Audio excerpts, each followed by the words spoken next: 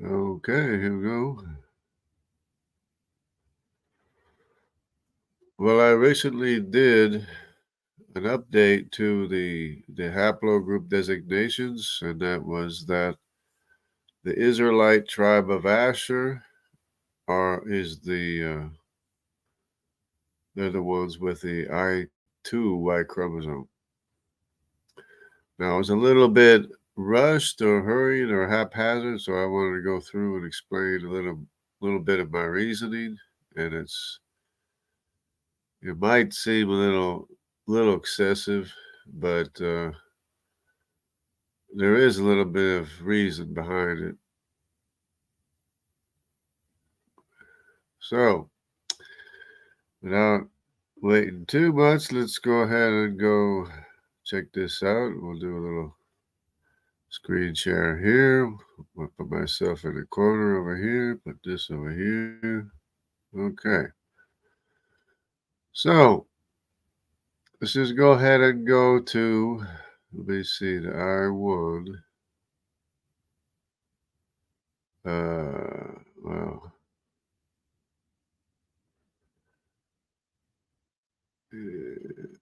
okay, the I1. I guess it doesn't matter. Let's see. It should be here. Should be okay. Okay, here we go. This is the J2. It's not the I1. Okay, so go back over here to the I1. And we have the I1. Okay, so the I1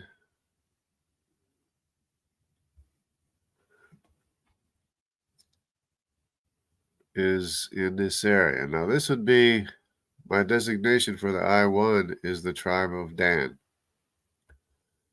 Not a very huge population, but significant, but still significant any way you look at it. Because, of course, they became 45% of the Scandinavian population, or the so-called Vikings, and, of course, the Anglo-Saxons as well. And we pretty much know what their history is. They were the first ones to go. That's what I should be looking for. They were the first ones to go into Europe. So that's why the I1 is designated as the tribe of Dan. And of course, I is a Semitic branch from the J, branches off from the J haplogroup, which is J1, J2, which is both Arabic and Israelite tribes and Judah. J2 being mostly Judah, and J2M172 would be probably the largest group of J2, which is probably the House of David and Solomon, which also has two separate groups among themselves, anyways, as well. So let me see. Yeah, let's just go ahead before I try looking for something. Compare the J1 with the I1 with the I2. So we'll go and look for an I2 here. Okay, the only I2 we really have here is an I2A1, which is not the entire I2, which might be a little bit confusing because there's nothing in Northern Africa, right? of this group I2A1 because it's a specific group. Even though they are in the steppe region or from the steppe region, pretty much, they're not. I mean, it doesn't go all the way to Africa because a lot of times they have different designations for two sides of the Mediterranean.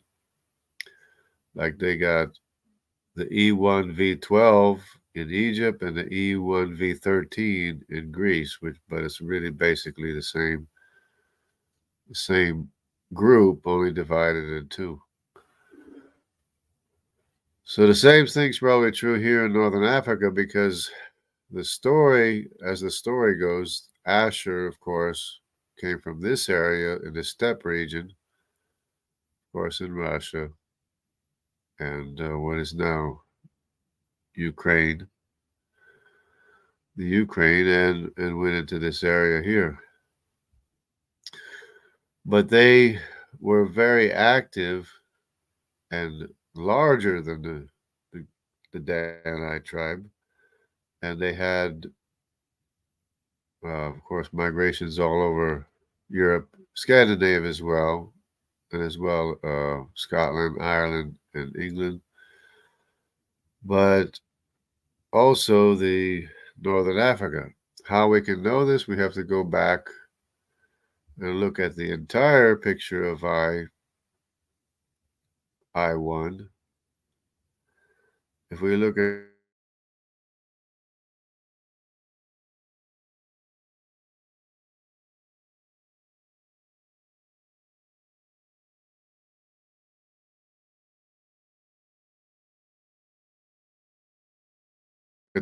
there we go.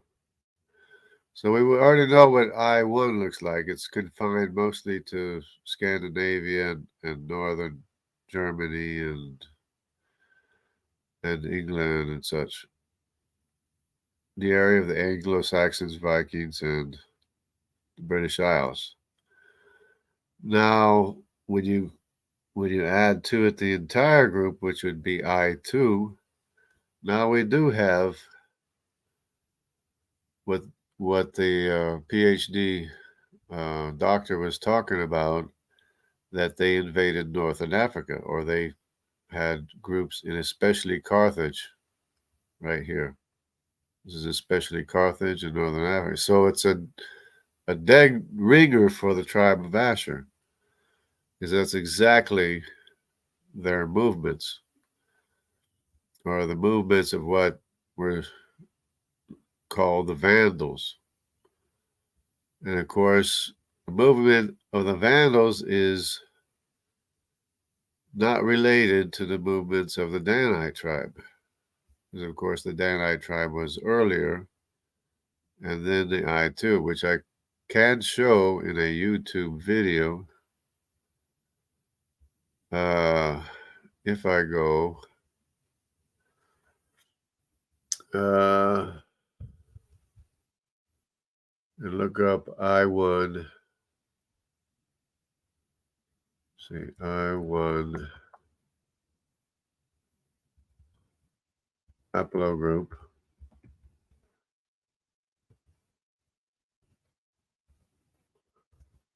And Europe. See if I can find this video which shows the movements of the IJK and H are direct descendants of HI.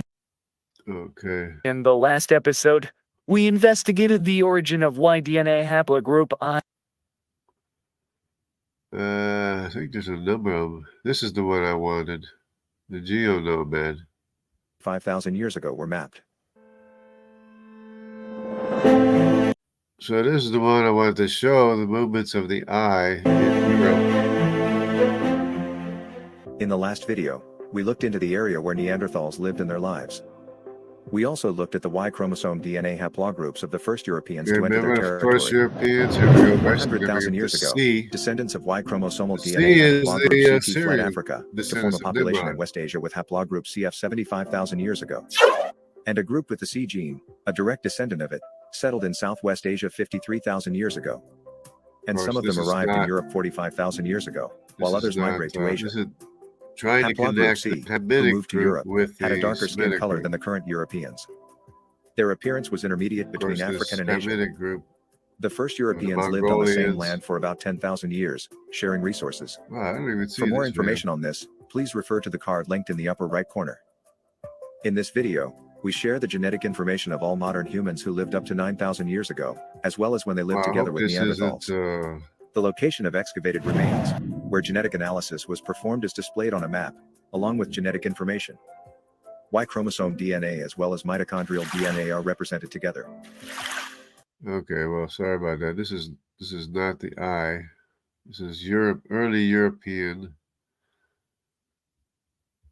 movements, but it's not the one that I was looking for. Okay. Well, I guess maybe we could go with this one. We'll go with this one, rather simple. Formed in the vicinity of HIJK at the same time as HIJK. Y-DNA-H is now widespread, mainly in India. Direct descendants of IJK include IJ and K. Each formed 47,200 years ago. The region where IJ was formed was in Western Asia or the Caucasus, in the last episode, we investigated the origin of Y-DNA haplogroup I, its subclades, and its current distribution in Europe.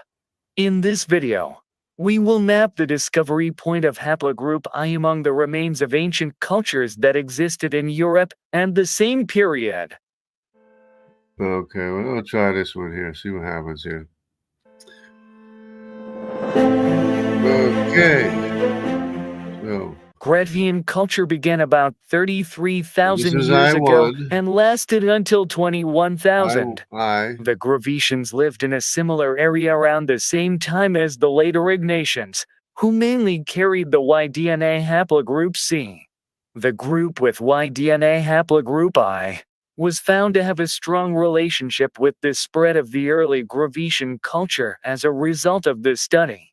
We will map the ancient culture in Europe and the region where haplogroup I lived. Of course, at the same time in Europe, they lived in groups with different haplogroups.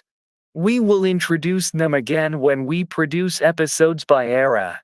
Only haplogroup I is shown in this episode. Blue dots and white labels indicate I and I1. Red dots and brown labels also indicate haplogroup. Okay, so this is what I wanted to show. First, there's the I and the I1, or the I. Then the labels in brown are I2. So it's showing that there's a separation in the time period, what's going on here. So the first ones into Europe were the I1, or the I guess. And then there was the group with Y-DNA haplogroup I was found to have a strong relationship with this. So the white labels are I1 or I, and the brown labels will be the I2 that came later. Spread of the early Gravetian culture as a result of this study. We will map the ancient culture in Europe and the region where haplogroup I lived. Of course, at the same time in Europe, they lived in groups with different haplogroups. We will introduce them again when we produce episodes by era. Only haplogroup I is shown in this episode. Blue dots and white labels indicate I and I1. Red dots and brown labels also indicate haplogroup I2. For haplogroup I2, representative SNPs are also shown. The label disappears after 30 seconds. You can understand that points marked with only dots without labels are in the past. After a certain period, the points of the past disappear. Okay, notice how you have I2 already in Scandinavia, which is true of the tribe of Asher. Now they originated from this area here, actually east of the Black Sea, but then it went into the steppes and then went into Europe, and it's showing the movement into Europe as they moved into Europe. And you can pretty much see that it's a separate movement, a larger movement than the I-1, which would be the tribe of Dan. So the I-2 fits very much with the tribe of Asher, considering this movement's up into Sweden, as said, into places like Rome, etc., and also North Africa. Y-DNA haplogroup I is represented from 40,000 years ago to 1700s, and the area of ancient culture for each era, and the country's territory was drawn against the background of the dots.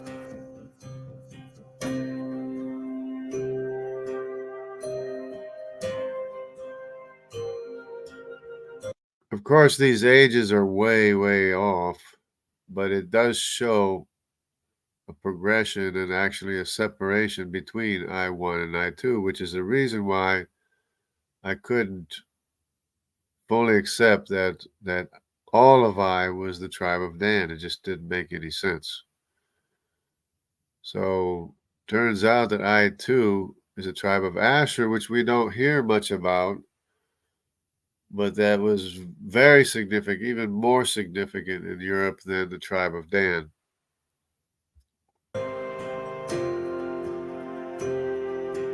And as we can see, much more significant.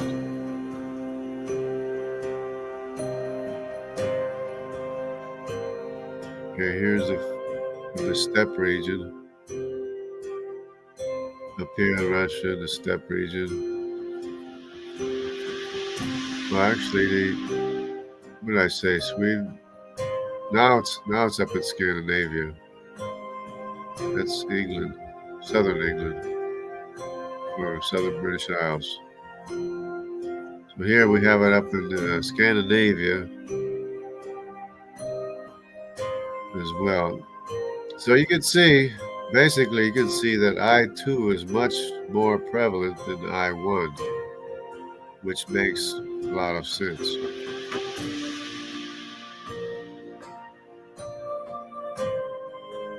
And I don't want to belabor this too much, but see, we'll just move ahead.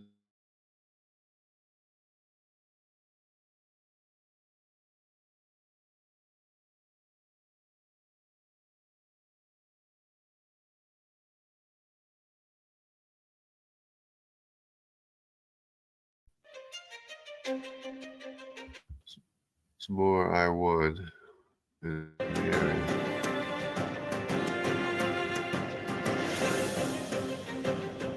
But as you can see, the I-2 is much more prevalent than the I-1, as they're being found and discovered and dated according to their dating method, which is faulty, but the evidence is still there of how much more prevalent I-2 was than the tribe of Dan, which was a smaller tribe, and the tribe of Asher was much more significant than the tribe of Dan in Europe.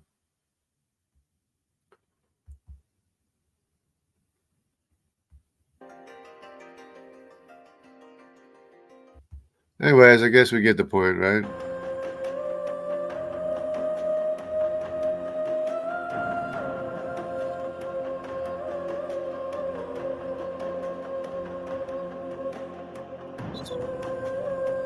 So the tribe of Dan and the tribe of Asher were closely associated, and they, of course, followed many of the same routes. But like I stated, the I-2 is much, much more significant than the I-1, which makes total sense.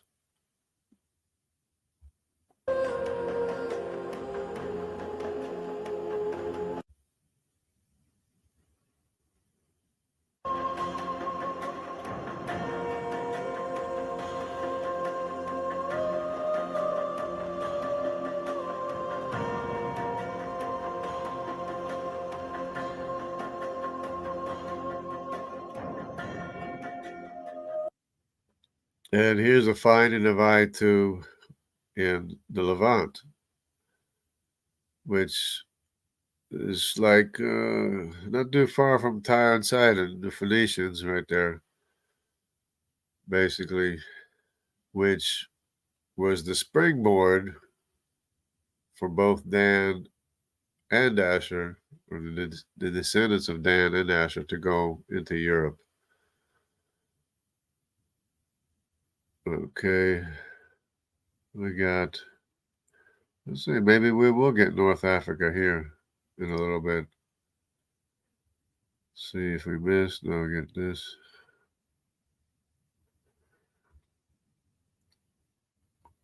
Oh, the Vandals. Here we go. See this Vandals? Vandals is the tribe of Asher. The Vandals and the Pigs. That is the tribe of Asher. Now we have a resurgence of I1. A resurgence of I1, or for whatever reason,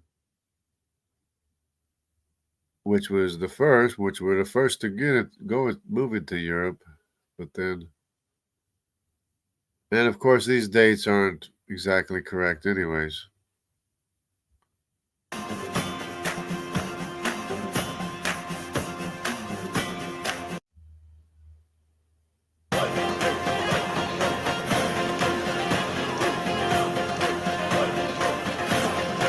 With Scandinavia, you got both I2 and I1.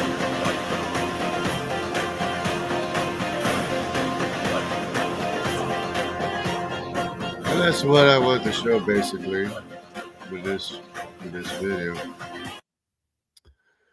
So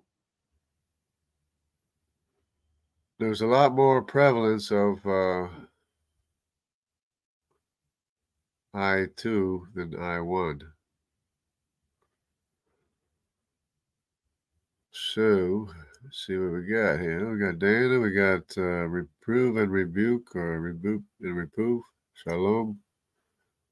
Got Doki Doki. And we have Dana as well. So it seems to me like there's the I2 fits very well with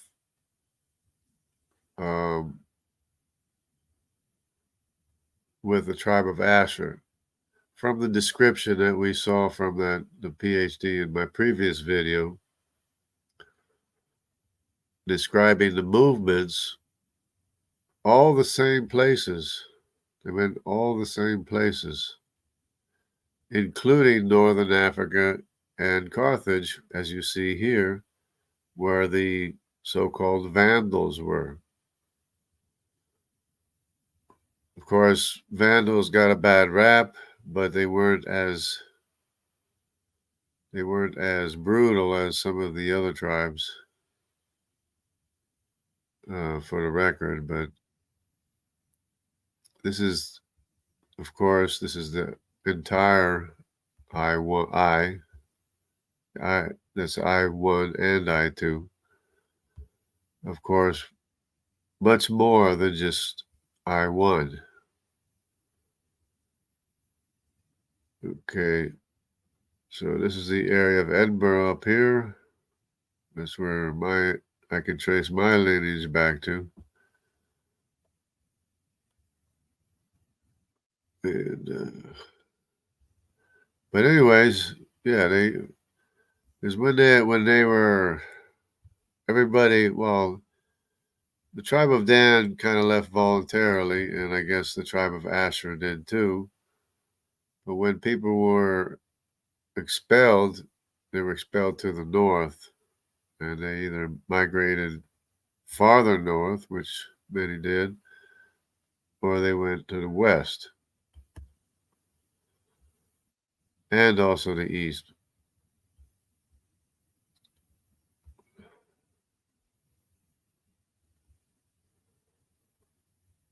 but it's a pretty good evidence of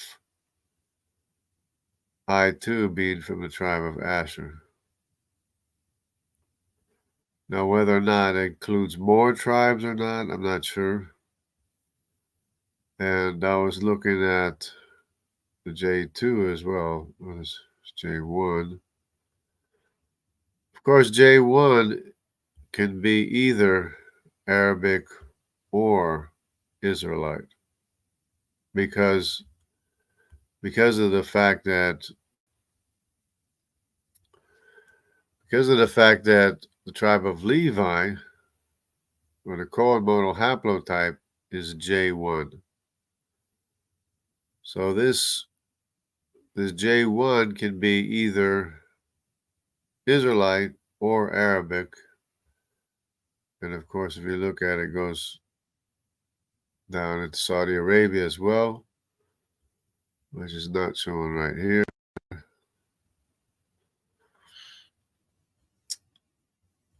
But then the J2, wherever the J2 is, okay, this is a J2. This is interesting. If I can find it at Caspian Sea. No, this is not large enough. I'll just look J2.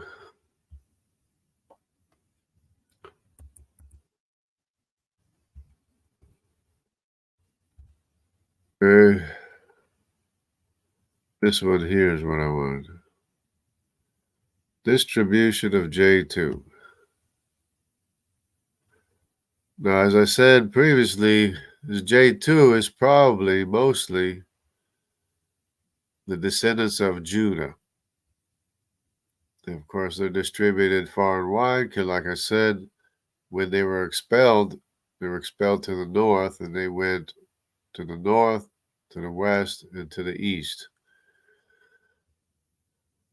Now, one of the tribes of Naphtali, according to this PhD doctor, went up in this area up here, and there's a huge signature of J2 there.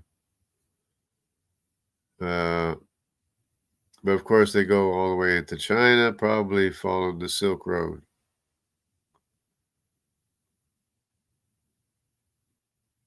But that could have been, I mean, it could have been Judah, but it could have also been the tribe of Naphtali, depending on what this is. But the J2, as far as I know, is pretty much Judah and the descendants of David.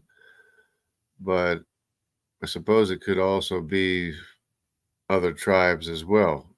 So J1 is other tribes. So, but you notice it's less into Africa, which has the J1, because the J1 is largely Arabic, and of course J1 would come down into Saudi Arabia as well. Not very much descendants of Judah in Saudi Arabia or North Africa, comparatively speaking. Most of the Judah went to the north, which would be the area of Babylon, and they went to the area of the Medes as well, which is underneath the Caspian Sea and to the right side of the Caspian Sea, and then of course north as well. And some of them went to Europe as well, but we'd have to be able to classify which haplogroup they were.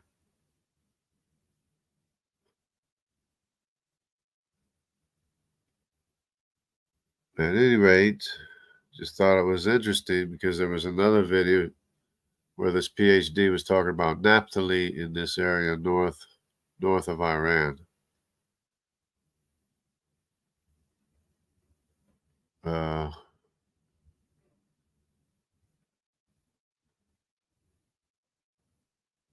And I don't think I goes that far. And it's hard to get a good map of I anyways. So I'll try I2, see what happens here. So we have the I2A. Yeah, it's not showing much more than just Europe.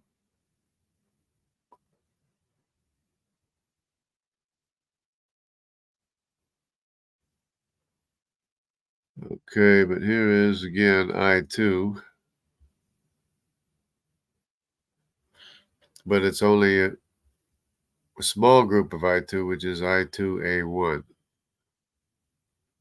And yet it does show them coming from the steppe region and beyond, from the Caspian Sea area as well,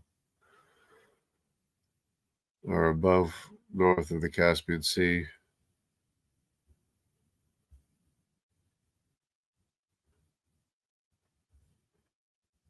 At any rate, I just wanted to reiterate my reasoning for choosing I2 as the tribe of Asher.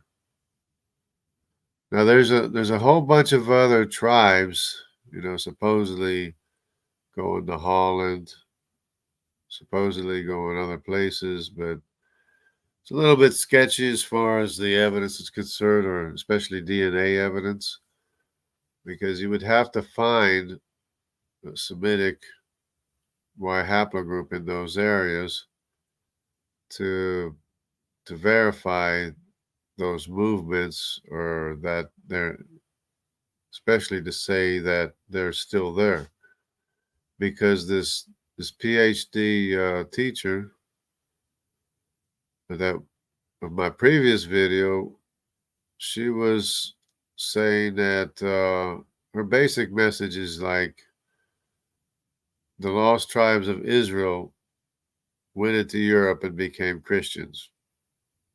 And then of course, they left Europe and went to America as Christians. That's her basic message, to say that the lost tribes of Israel are basically Christians. But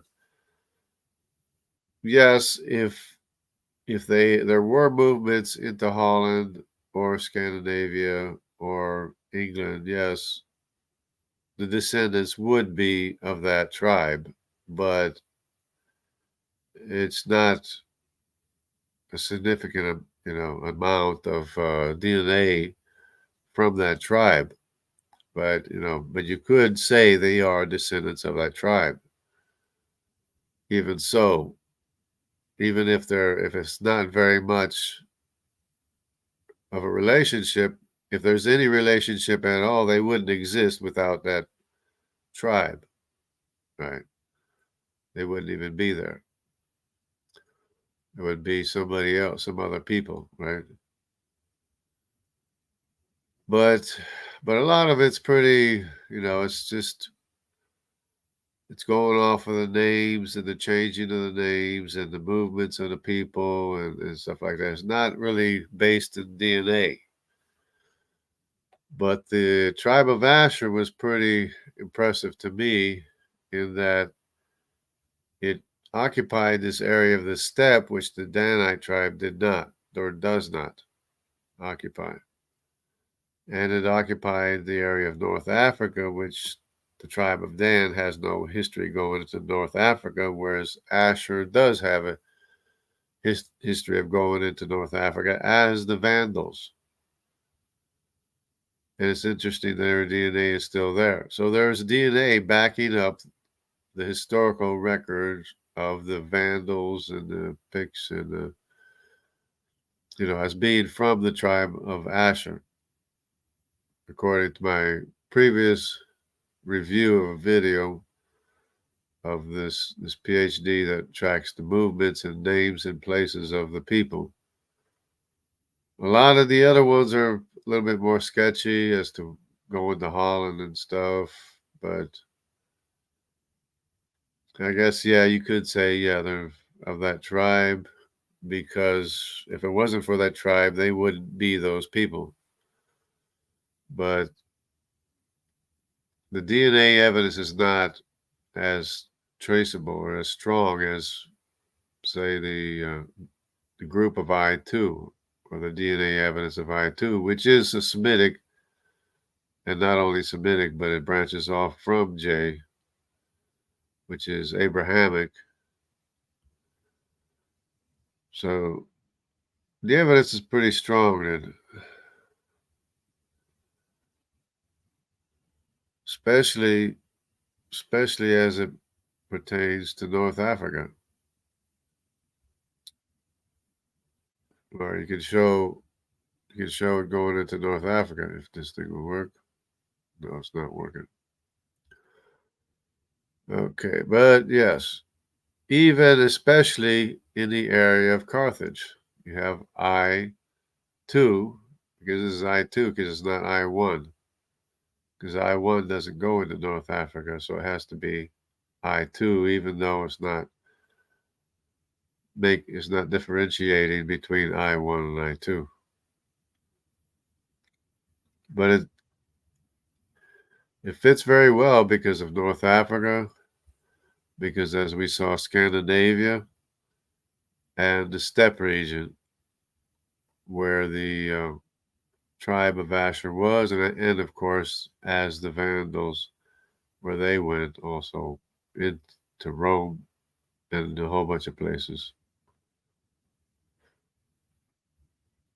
So that's just a review real quick. Hopefully it's not too boring. Plate warp. There we go. Hello. Plate warp.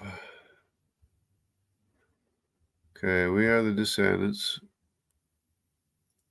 of the Noah's children and his grandchildren. Yes, absolutely. And Abraham is from Shem. Yep. And the Assyrians are from Shem. The Arameans are from Shem. And the Elamites are from Shem. And the Lydians. So there has to be a distinction between Semitic DNA and the others. But of course, if it's Elamite or Aramean or Assyrian, it's a different designation. It's not the IJ designation. It's the Assyrian is G, the Elamites are H, the Arameans are F. So we can tell that they're not descendants of Israel. But the I is very clearly the descendants of Israel. Whether or not I2 can also be other tribes is hard to say at this point. But for right now, they can be designated as the tribe of Asher. J2 is the tribe of Judah, basically. And I1 is Dan. I2 is Asher. So that's about it. Hello, Doki Doki. Good morning, everybody. All right, that's about it. Everybody have a nice rest of the week and stuff. I'm just glad that it's fitting together well, because it didn't seem like the tribe of Dan would be both I1 and I2. Now it turns out from the video we just saw that I2 is much more prevalent than I1, which is interesting, because we hear a lot about the tribe of Dan, but we don't hear a lot about the tribe of Asher, who did move into those areas as well. Because the first one to go was Dan, and then the I2. which was Asher. So there was other tribes too, like Naphtali, but they're rather hard to trace with DNA because there's, at least at this point, I don't see it yet. But that's about it. God bless everybody. Take care. Shalom.